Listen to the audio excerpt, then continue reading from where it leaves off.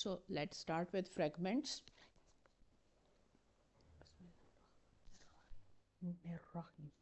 अब जो फ्रैगमेंट है, अगर आप जनरली उसका डिक्शनरी में मीनिंग देखें तो फ्रैगमेंट मीन्स अ पीस और टुकड़ा, यानी किसी भी चीज़ का जो छोटा टुकड़ा होता है या किसी भी लार्जर ऑब्जेक्ट का जो पार्ट या पीस होता है, that is known as a fragment.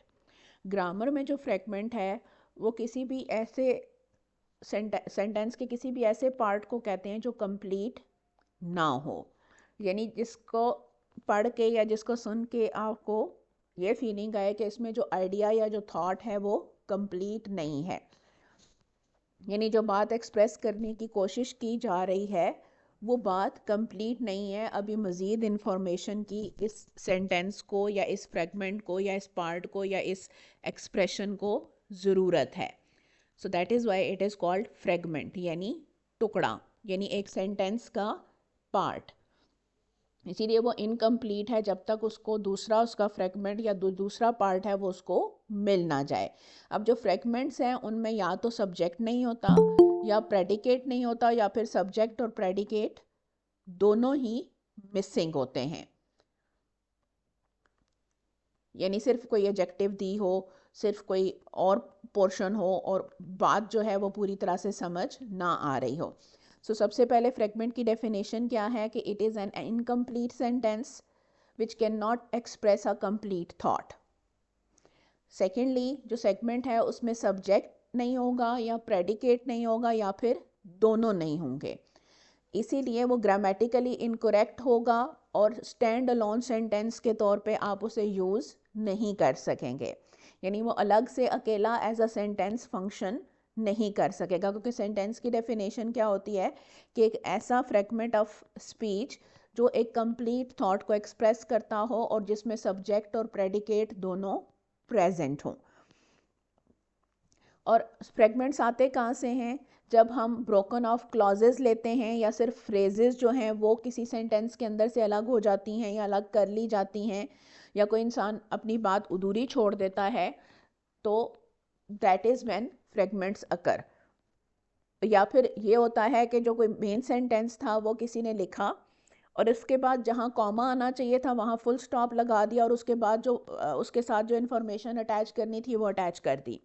अब जब फुल स्टॉप आ गया तो that means the previous sentence ended.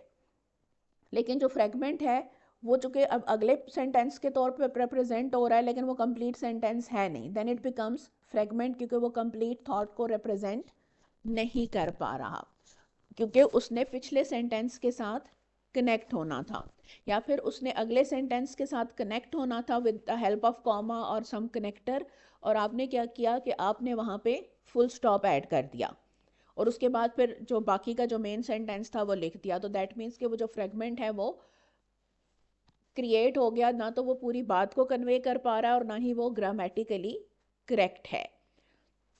So that is basically the definition of a fragment, कि it is incomplete sentence, पूरी थॉट को एक्सप्रेस नहीं कर सकता, या तो उसमें सब्जेक्ट नहीं होता या प्रेडिकेट नहीं होता या फिर दोनों ही नहीं होते, और ये स्टैंड अलोन सेंटेंस के तौर पे फंक्शन नहीं कर सकता। और बनते कैसे हैं फ्रेगमेंट्स के? जब हम किसी मेन सेंटेंस के साथ से कोई प्रॉपरली किसी फ्रेज को या किसी ब्रोकन ऑफ या किसी क्लॉज को प्रॉपरली किसी मेन सेंटेंस के साथ कनेक्ट नहीं करते। और ये डेफिनेशन आपने पेपर्स के लिए लाजमी याद करनी है, it's an important question for your exams. Okay, so that definition is clear. कोई कंफ्यूजन अगर है तो हम उसको क्लैरिफाई कर लेते हैं।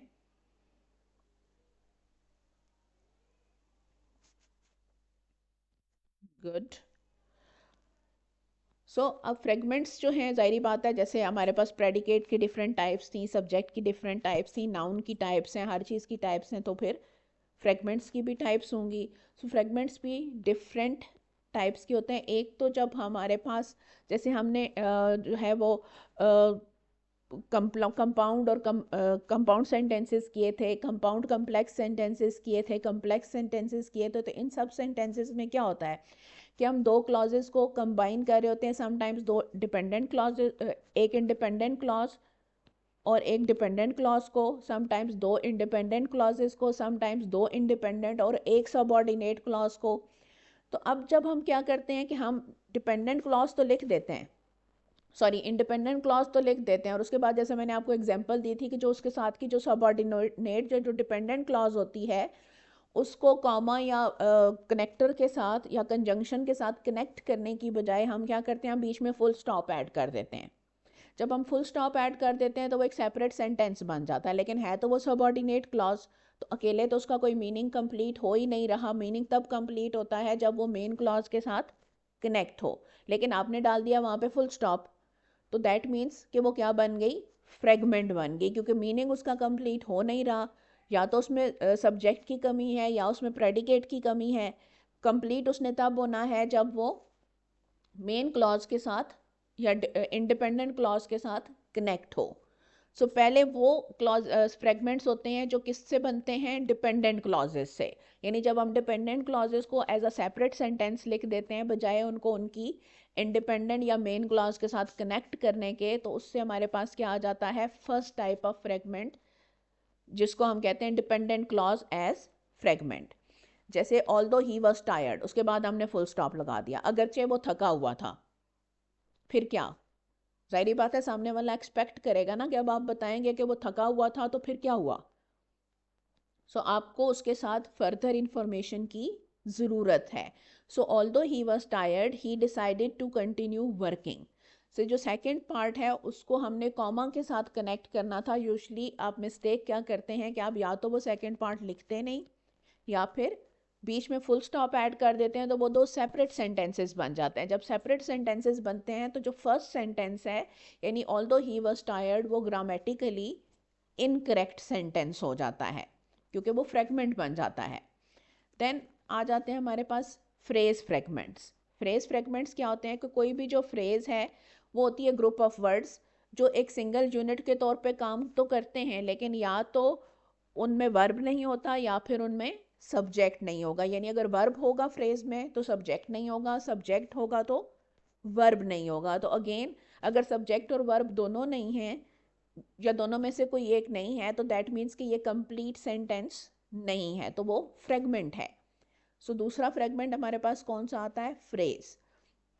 Phrase fragment, under the old oak tree, पुराने ओक ट्री के नीचे। पुराने ओक ट्री के नीचे क्या, सारी बात है बात या जो आइडिया या जो थॉट है वो कंप्लीट नहीं है। So how will we complete it, उस थॉट या आइडिया को कंप्लीट करके, under the old oak tree we had a picnic. अब ये जो वी हैड अ पिकनिक अगर मिसिंग होगा सेंटेंस में तो ऑब्वियसली वो क्या कहलाएगा, फ्रेज फ्रेगमेंट कहलाएगा, वो सेंटेंस नहीं कहलाएगा। सो आपको इस पे डेफिनेशंस भी आ सकती हैं लिखने के लिए, यानी आपको पूरा क्वेश्चन आ जाए कि what are fragments, define their different types and provide examples. इसी तरह से आपको इस पे ये क्वेश्चन भी आ सकता है कि सिर्फ आपको एक या दो टाइप्स दे दी जाएं और आपने उनकी डेफिनेशंस लिखनी हो शॉर्ट क्वेश्चंस में। इसी तरह से आपको इस तरह से भी क्वेश्चन आ सकता है कि आपको डिफरेंट फ्रेगमेंट्स दिए जाएं और आपने आइडेंटिफाई करना हो कि कौन सा फ्रेगमेंट किस कैटेगरी का है। यानी ये फ्रेज फ्रेगमेंट है, मिसिंग सब्जेक्ट या प्रेडिकेट फ्रेगमेंट है, या ये जो है वो सबऑर्डिनेट क्लॉज फ्रेगमेंट है, कौन सा फ्रेगमेंट है। फिर हमारे पास आ जाता है थर्ड कैटेगरी में मिसिंग सब्जेक्ट फ्रेगमेंट या फिर missing predicate fragment. Predicate fragment नहीं, मिसिंग प्रेडिकेट फ्रेगमेंट, दो दफ़ा मिसिंग का वर्ड रिपीट नहीं किया। So missing subject fragment, missing predicate fragment. So fragment उस वक्त भी बनते हैं जब आपके सेंटेंस के अंदर या जो भी वो आपका ग्रुप ऑफ वर्ड्स है उसके अंदर या तो सब्जेक्ट ना हो, यानी जो एक्शन परफॉर्म कर रहा है वो एग्जिस्ट ना करता हो आपके सेंटेंस के अंदर, या फिर आपके सेंटेंस के अंदर जो प्रेडिकेट है यानी जो एक्शन परफॉर्म हुआ है या जो वो स्टेट ऑफ बीइंग है वो एग्जिस्ट ना करती हो। जैसे went to the store, store गया, कौन गया, क्या गया, नहीं है। यानी एक्शन तो है लेकिन एक्शन परफॉर्म करने वाला नहीं है। तो जब एक्शन परफॉर्म करने वाला नहीं है तो दैट मीन्स कि सब्जेक्ट मिसिंग है। तो ये कौन सा फ्रेगमेंट है? Missing subject fragment.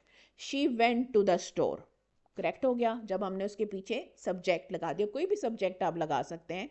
The car went to the store, she went to the store, my friends went to the store, a lot of people went to the store, कुछ भी, लेकिन जब पीछे सब्जेक्ट आएगा तब जो है वो सेंटेंस बन जाएगा, otherwise it's a missing subject fragment. दूसरा क्या है? Missing predicate fragment.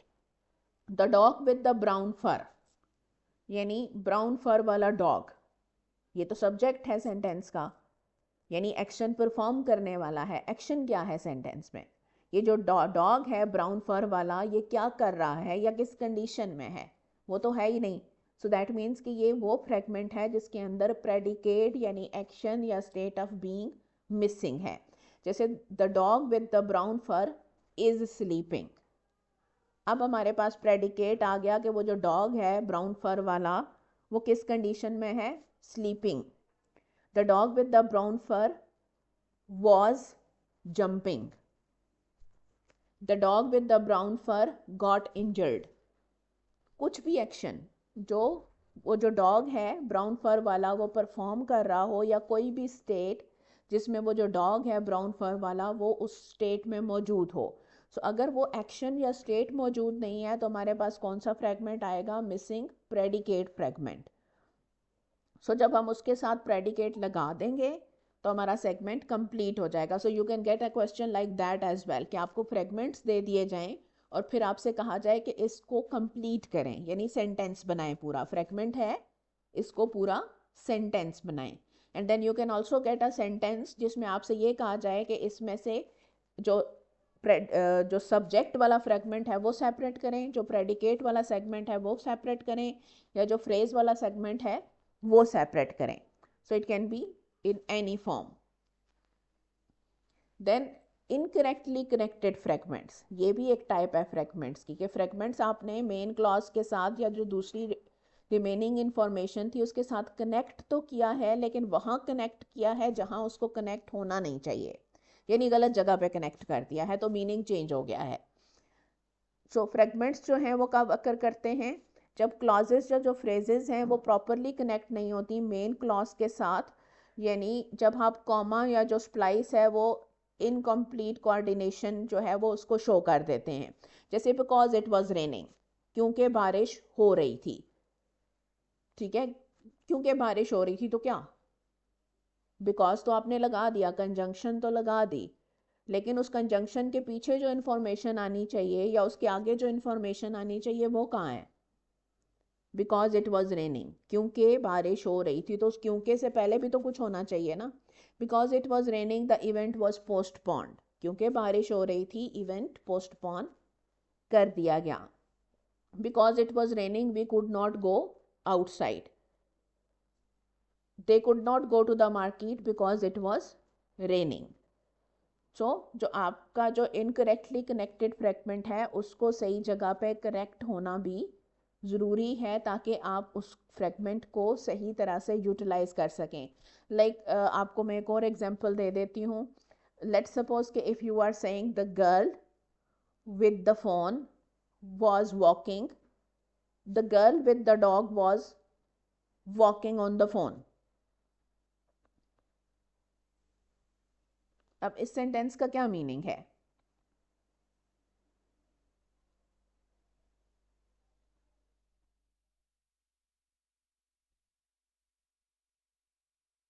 The girl was walking with the dog on the phone. क्या मीनिंग हुआ इस सेंटेंस का? कि वो जो गर्ल है वो डॉग को साथ लेके तो फोन के ऊपर चल रही थी। सो दैट मीन्स कि वो जो ऑन द फोन है वो गलत जगह पे कनेक्ट हो गया है। It should be the girl was on the phone and she was walking the dog. So वो जो ऑन द फोन है वो गर्ल के साथ आना चाहिए, वो डॉग के बाद नहीं आना चाहिए। So that is basically called incorrectly connected fragment, कि यानी वो जो वर्ड है उसको जहाँ होना चाहिए वो वहाँ पे नहीं है, बल्कि वो किसी और जगह पे कनेक्ट हो गया है।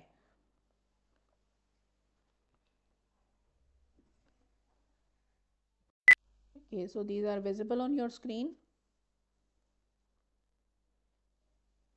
Okay, so incorrect क्या है कि the patient was referred to the physician with stomach pains. Patient को रेफर किया गया है फिजिशियन को जिसको स्टमक में दर्द था. अब स्टमक में दर्द किसको है, फिजिशियन को या पेशेंट को? अगर पेशेंट को स्टमक में दर्द है तो स्टमक पेन्स कहाँ आना चाहिए, पेशेंट के साथ. The patient with stomach pains was refer to the physician, क्योंकि जब आप विद स्टमक पेन्स को फिजिशियन के फ़ौरन बाद लिखेंगे तो दैट मीन्स के स्टमक पेन्स किसको हैं, फिजिशियन को. उससे क्या होता है कि जब आप उसको इनकरेक्टली फ्रेगमेंट को कनेक्ट कर देते हैं तो जो सेंटेंस है उसके अंदर वो इनकरेक्टली कनेक्टेड जो फ्रेगमेंट है वो मीनिंग को डिस्टर्ब कर देता है. She wore a bicycle helmet that was too large on her head. उसने एक बाइसिकल हेलमेट पहना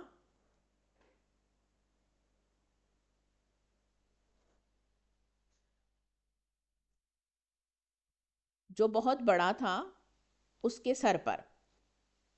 ठीक है, अब दैट मीन्स के वो जो बाइसिकल हेलमेट है वो बहुत बड़ा था उसके हेड पे. ऑन हर हेड जो है वो पहले आना चाहिए, the bicycle helmet on her head that was too large. बड़ा क्या है, हेड बड़ा है या हेलमेट बड़ा है?